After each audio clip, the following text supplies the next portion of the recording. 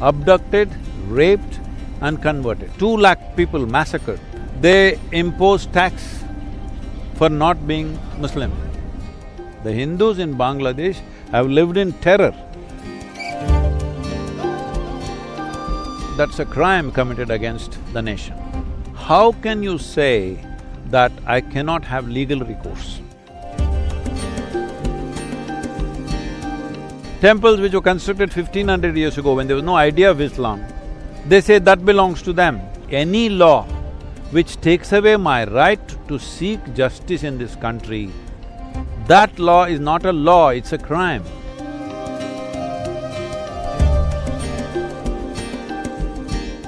Let me also ask you, Sadhguru ji, about the geopolitical situation.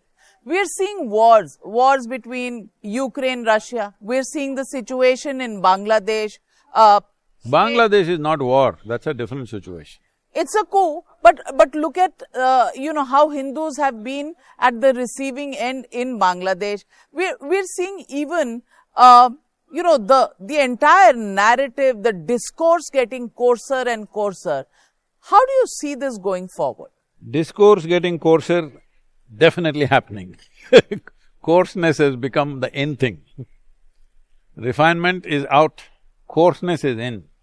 So it becomes a much more responsibility for all the sensible people in a country or in the world to refine the discourse as much as possible. As much as possible, because there are events which can't be refined. Refinement does not mean hiding behind something. Refinement means, I say it in your face, but I say it without abusing you, without being violent with you. I still say what I want to say. So for everything somebody says, we'll burn the country. What is that? See, Bangladesh is not today's problem. Even before independence, in 1946, what happened there was super terrible, all right? Documented, in those days documentation was not good. Documented over 20,000 rapes. Abducted, raped and converted, 20,000. Over 60,000 escaped across to Assam, Bengal and other things. Then came 72. From 47 to 72, terrible things have happened on a daily basis.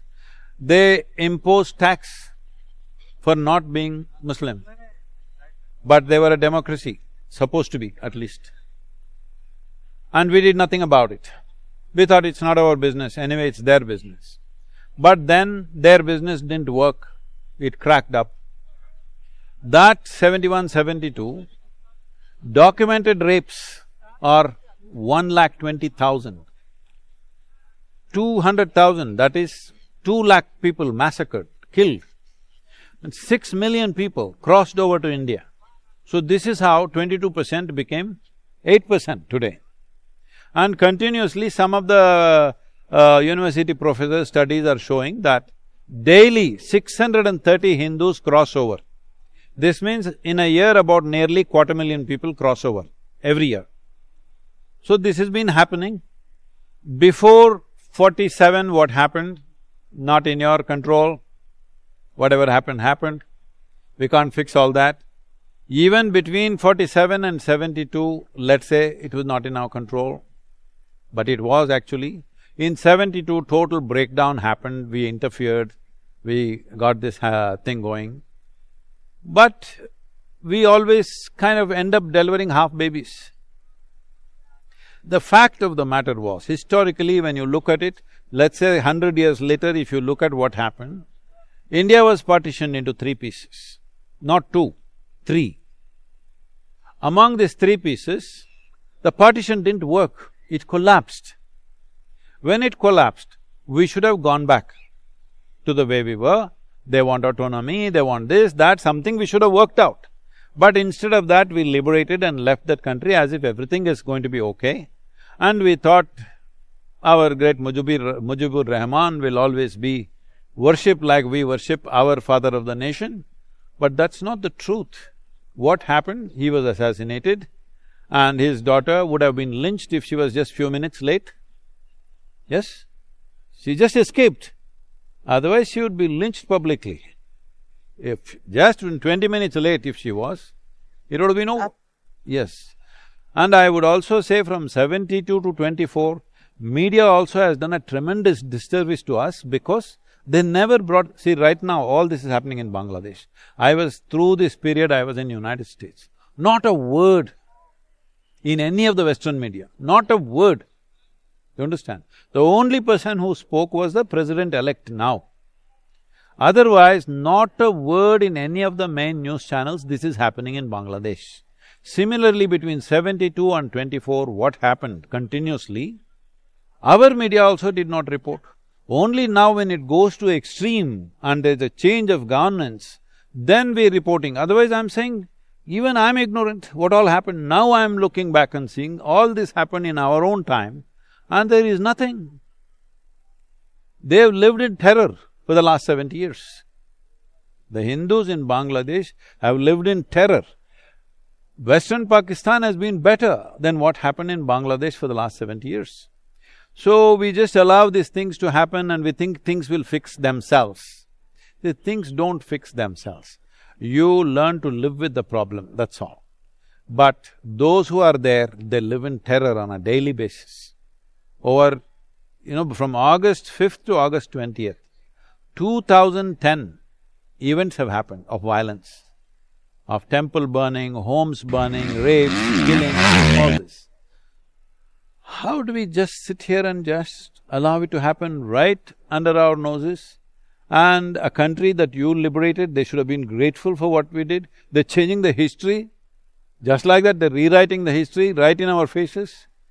No, I think this needs a more strategic approach.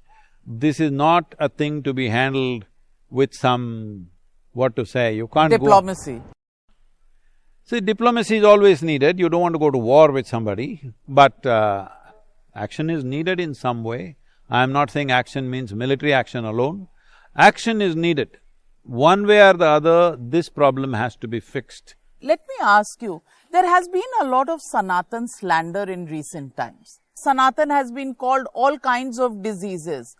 There is a slugfest that is currently going on, that this country, every masjid is being dug up to look for temples. The issue of Sambhal is in the eye of the storm. Do you think this truth should be buried and remain buried forever? Well, I don't believe in burying any truth. Truth, it doesn't matter how inconvenient it is for you or me, it must be exposed. Because if you're not willing to look at truth the way it is, you can't build your future in any reasonable way. You will be an accidental life, you will be an accidental nation. That's not what we want for Bharat. We want Bharat to stand on proper foundations. If it has to stand on proper foundations, we should not be afraid of any kind of truth. After seeing what is true, if we are willing to negotiate, if we are willing to pardon each other, if you are willing to exchange things, it's fine with me. But you should not avoid any truth. And Sambhal is not necessarily of that origin that is there, that's one aspect. But everybody knows in 1972, 71, 72 what happened there. And a few hundred people have been killed. And it is well recorded in the political history, in the media, it is well recorded. We want to just bury that and say it didn't happen, this is not good. See, this is very important. It's like this, something happens, it doesn't… don't think in terms of just Hindu, Muslim, whatever. Let's say this group and this group fights, two people die here, or their mother dies, their wife dies, their children die, something happened. Now, once it's out of the news cycle, you reported, you interviewed me, I also said something, it's over. For us, we have moved on to something else. But the guy who lost his child, in his life it's not going to go. You must understand that. Unless these people who, perpetrated these things show some remorse at least, you can't bring back life, at least some remorse, some sense of, compensation. Compensation need not be financial. Something as two human beings, I'm sorry I did this… Closure. Closure. If you don't do that, then this wound will fester forever. So it's time, because right now India is wanting to rise, in the Committee of Nations we're wanting to rise as a key player in the world, if this has to happen, we should not bury anything. Truth must be looked at. What to do with the truth? Is it worth acting upon, or it is too far gone? What to do, we can decide later, but don't try to avoid truth. What about the Places of Worship Act that is brought up every I think that is not an act, that's a crime committed against the nation. You believe it's a crime? It is a crime, not that I believe it's a crime. When you tell me that I cannot go and find legal recourse for some problem that I have, then where is my democracy? Where is my rights as a citizen? When you say I can't have legal recourse, I may fail in the court, that's a different matter. But I can't go to the court. This is not a law, this is not an act, this is a crime against Indian democracy. And those who talk about the constitution as the guiding principle and are… See, every day what's happening in the local politics, I don't want to comment about all that. They just want to win election, so they're doing whatever they can, all right? So I don't want to comment about it, they have every right to do whatever they want, say whatever they want. It's for the people to be judicious and decide who will do better for the country. So when I ask you about the Places of Worship Act, do you think it's an act that should be actually completely removed rather than being amended? See, you make a law which is against the fundamental rights of the citizens of this nation, and then you want to redecorate it? No, it must go. Lock, stock and barrel. Yes, not lock, stock and barrel, just the whole damn thing, there's no lock or stock in it. There's no stock in it. How can you say that I cannot have legal recourse? You can say you can't start war on the street, I'll agree with you. You can say you can't forcibly go and take it, I will agree with you. Even though I know underneath there is a foundation of a temple, I can't go and take it, I understand. But I can't have legal recourse. What kind of law is that? Well, what would you say to the statements that come up that the Kumbh Mela is being held at a land owned by the Waqf? The parliament is built on the land owned by the Waqf. Every other day, in your own state of Tamil Nadu, there are 1500-year-old temples and villages that have been taken over because they are built on the Waqf. How do you respond to that? We are world's 17.6% population and we have world's 4% land. So there is competition for land, all right? This competition, we must, between you and me, you want that real estate, I also want that real estate, we must fight it out commercially or legally. You can't make acts in the parliament in my favor or your favor, and I can take your land and you can take my land, then what is left? Only thing that left is a fight. Don't do that. So what do you think about the Waqf law? So, one must understand, Kumbh Mela has been on for many millennia, nobody knows how long. It could be 8,000–10,000 years. I'm saying well before you imagined Islam, it was here. So definitely it can't be Waqf. And whatever these laws are, see, once you make discriminatory laws, you will set up a stage for civil war kind of situation. I'm saying a very strong word. Initially it'll be riots, protests, violence. Ultimately it's civil war, isn't it? Don't take the nation there. We have seen enough violence. In the last 1,000 years, how many massacres, how many…